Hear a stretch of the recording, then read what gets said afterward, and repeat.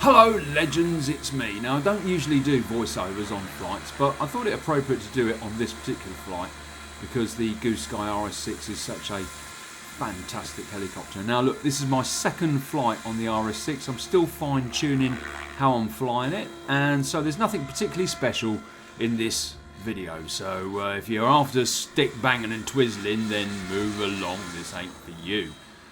The whole point of me flying the RS6 on this particular occasion was just to get used to the very, very nimbleness, if there is such a word, for the 600 size. Now I've had a 600 before, the Sappheiros 6.1, but we can see right there, you know, where I slightly lost it towards the edge of the field, and I'm finding it difficult to be able to see the helicopter. Although a 700 size is the next one up, the RS6 does seem to be a small 600, if there is such a thing. I'm flying with 580 blades, so that makes it a little bit more twitchy than with the bigger 610s.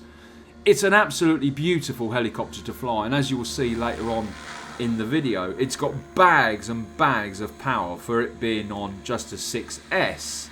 And you may have seen a video where Bob mentioned actually that he flies the M6 on a 12S, and it does recommend you fly the RS6 on a 12S. Well, my God, 6S is enough, as you'll see when I give it only 3/4 of full pitch later on in the video.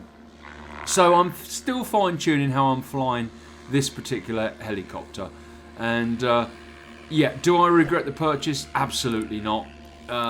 This is a stayer, but they all are, aren't they, until all of a sudden we find a buyer. But I really like the RS6, but as I said, what has become apparent for me, and probably my age, is how difficult I find flying the 600 in a sport flying sort of mentality, because sport flying really is big air or using a lot of the space. That's 3/4 full positive there, and I'm hardly touching it. And because the helicopter is so light, it gains speed quickly and turns quickly, and I think the 580 blades pretty much help that.